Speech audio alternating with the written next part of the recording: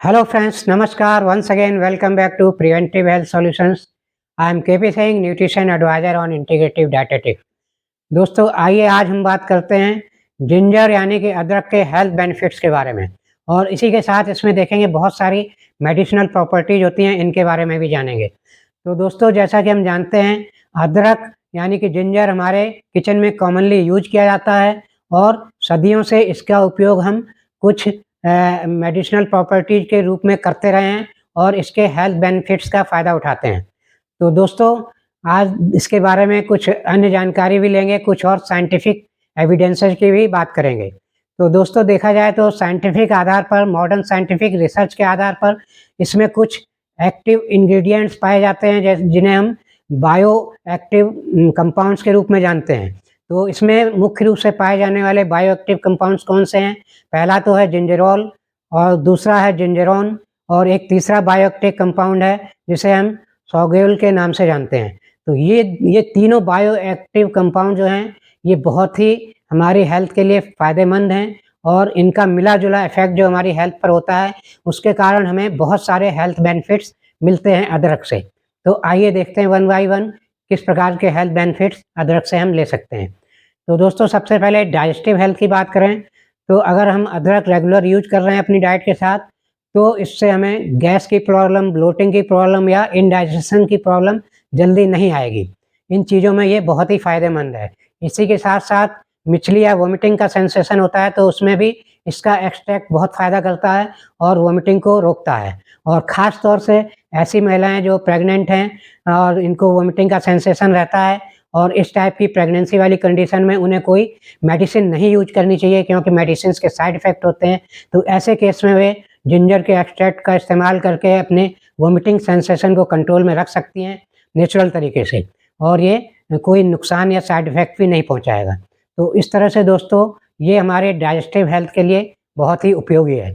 और अब दूसरा फ़ायदा इसका देखें तो इसमें बहुत सारी एंटी इन्फ्लेमेटरी और पेन किलिंग प्रॉपर्टीज़ भी होती हैं।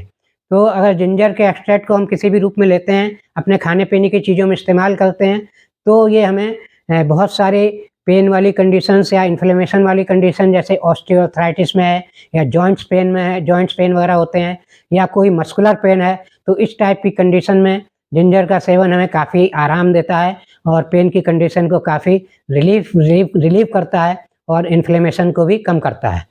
तो इस तरह से दोस्तों इन्फ्लेमेशन और पेन की कंडीशन में हम जिंजर का यूज कर सकते हैं और ये एक नेचुरल रेमेडी के रूप में इसका उपयोग किया जा सकता है। और दोस्तों तीसरा फ़ायदा देखें तो जिंजर के जो एक्टिव इंग्रेडिएंट हैं ये हमारे इम्यूनिटी बूस्टिंग का काम करते हैं। यानी कि हम जो सीजनल इन्फेक्शंस वगैरह होते हैं उनसे अपने आप को बचा के रख सकते हैं और इस टाइप की जनरली हमें इस टाइप की नॉलेज होती भी है। सर्दियों वगैरह में अक्सर हम इसका इस्तेमाल भी करते हैं जिंजर का चाय वगैरह के साथ। तो यहाँ देखा जाए तो सर्दी, जुकाम, बुखार या खांसी में जिंजर के एक्सट्रैक्ट का उपयोग किया जा सकता है इसको कंट्रोल करने में। इसको शहद के साथ मिलाकर भी लिया जा सकता है खांसी वगैरह में, जुकाम में। तो ये काफ़ी फ़ायदा पहुँचाता है और इस तरह हमारी इम्यूनिटी को बूस्ट करता है इस टाइप की कंडीशन में और इस टाइप की जो सिम्पटम्स हैं या प्रॉब्लम्स हैं उनसे हमें छुटकारा दिलाता है। तो इस तरह से दोस्तों ये इम्यूनिटी को लेकर काफ़ी फ़ायदेमंद है। और इसके अलावा एक और फ़ायदा, अन्य चौथा फ़ायदा देखें इसका जिंजर का तो दोस्तों इसमें एंटीऑक्सीडेंट प्रॉपर्टीज़ बहुत अच्छी होती हैं।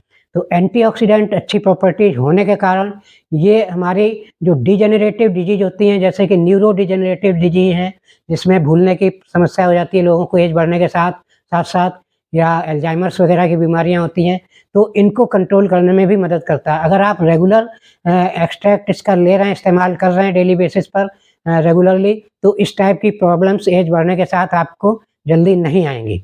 और इसी के साथ देखा जाए तो ब्रेन फंक्शन जिसे हम कॉग्निटिव फंक्शन के नाम से जानते हैं या संज्ञान की जो क्षमता होती है ब्रेन की, उसको भी ये प्रिवेंट करता है डैमेज होने से। क्योंकि हमारी एज बढ़ने के साथ-साथ जो कॉग्निटिव समस्याएँ आती हैं वो भी एक प्रकार का डिजेनरेटिव डिसऑर्डर है। तो एंटीऑक्सीडेंट होने के कारण इसमें फ्री रेडिकल डैमेज को रोकने की क्षमता होती है और फ्री रेडिकल डैमेज होने से जो डिजेनरेटिव प्रॉब्लम्स होती हैं उनको ये काफ़ी हद तक रोकता है, प्रिवेंट करता है। और इसी तरह देखें तो एंटीऑक्सीडेंट प्रॉपर्टी होने के कारण ही ये हमारी टाइप 2 डायबिटीज़ में भी हेल्प करता है क्योंकि टाइप 2 डायबिटीज़ में एंटीऑक्सीडेंट होने के कारण ये हमारे इंसुलिन सेंसिटिविटी जो कमज़ोर पड़ जाती है या कम हो जाती है उसको इम्प्रूव करता है, क्योंकि इंसुलिन सेंसिटिविटी कम होने का एक कारण यह भी है कि जो हमारी ऑक्सीडेटिव स्ट्रेस है, वो हमारी लाइफ़स्टाइल के कारण अगर ज़्यादा बढ़ जाती है, तो हमारी जो सेंसिटिविटी है सेल्स की, वो पुअर हो जाती है, कमज़ोर पड़ जाती है और इंसुलिन होते हुए भी यूज़ नहीं कर पाती हमारी बॉडी। तो ऐसे केस में ये ऑक्सीडेटिव स्ट्रेस को कम करके हमारी टाइप 2 डायबिटीज़ को कंट्रोल करने में मदद करता है। और एक और फ़ायदा इसका है एंटीऑक्सीडेंट प्रॉपर्टीज़ होने के कारण, वो है हमारा जो बैड कोलेस्ट्रॉल, एलडीएल कोलेस्ट्रॉल है, जो अक्सर हमारी धमनियों में जमा हो जाता है, उसको ये जमा होने से भी रोकता है।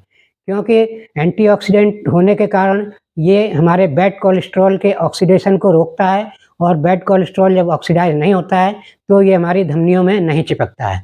तो इस तरह से दोस्तों देखा जाए तो ये हमारी कार्डियोवैस्कुलर हेल्थ के लिए भी काफ़ी फ़ायदेमंद है। तो इस तरह से दोस्तों ये ख़ास हमने अदरक के फ़ायदे देखे, लेकिन ये फ़ायदे आपको तभी मिलेंगे, ये कोई अंग्रेज़ी दवा नहीं है, कोई जादू नहीं है कि आपको प्रॉब्लम हुई, काफ़ी ज़्यादा प्रॉब्लम है और इमीडिएटली 2-3 बार अदरक ले लिया या अदरक का एक्सट्रैक्ट सेवन कर लिया और आप ठीक हो गए। अदरक को आपको अपनी जो डाइटरी हैबिट्स है, डाइटरी लाइफ़स्टाइल है, उसका एक हिस्सा बना के रखना पड़ेगा, और ख़ास तौर से अगर 40-45 साल की एज के बाद आप अदरक रेगुलरली डेली बेसिस पर किसी न किसी रूप में अपने खाने के साथ यूज़ करते हैं, तो जो भी अभी तक हमने प्रॉब्लम्स डिस्कस की, इन सारी प्रॉब्लम से आपको काफ़ी हद तक छुटकारा मिलेगा और आपकी जो एजिंग प्रोसेस है वो काफ़ी हेल्दी रहेगी। लेकिन ये तभी संभव है जब आप रेगुलर अदरक का इस्तेमाल करें। ये नहीं कि आप जब प्रॉब्लम हुई तब अदरक का इस्तेमाल कर रहे हैं, तो उस केस में ये कोई अंग्रेज़ी दवा नहीं है कि इमीडिएट फ़ायदा कर जाएगा। हाँ, 4-6 महीने, साल भर आप लगातार इन चीज़ों को यूज़ करेंगे, अदरक को यूज़ करेंगे, आप इसकी जिंजर टी के रूप में यूज़ कर सकते हैं, जिंजर को चटनी के रूप में यूज़ कर सकते हैं, आप अपने अन्य खाने की चीज़ों में मिक्स करके इसे यूज़ कर सकते हैं। बहुत सारे तरीके हैं, उन तरीकों से अदरक का इस्तेमाल रेगुलर रख सकते हैं अपनी डाइट के साथ, और तब आपको ये लॉन्ग रन में बहुत अच्छे फ़ायदे देगा और आपकी जो एजिंग की प्रोसेस है वो काफ़ी हेल्दी रहेगी और आप बहुत सारी बीमारियों से अपने को बचा के रख सकते हैं। तो दोस्तों, आशा है आपको ये इन्फॉर्मेशन अच्छी लगी होगी। अच्छी लगी है तो मेरा वीडियो लाइक और शेयर करिए, और चैनल सब्सक्राइब नहीं किया है तो प्लीज़ सब्सक्राइब कर लीजिए। इसी के साथ दोस्तों, thank you very much, see you in next video.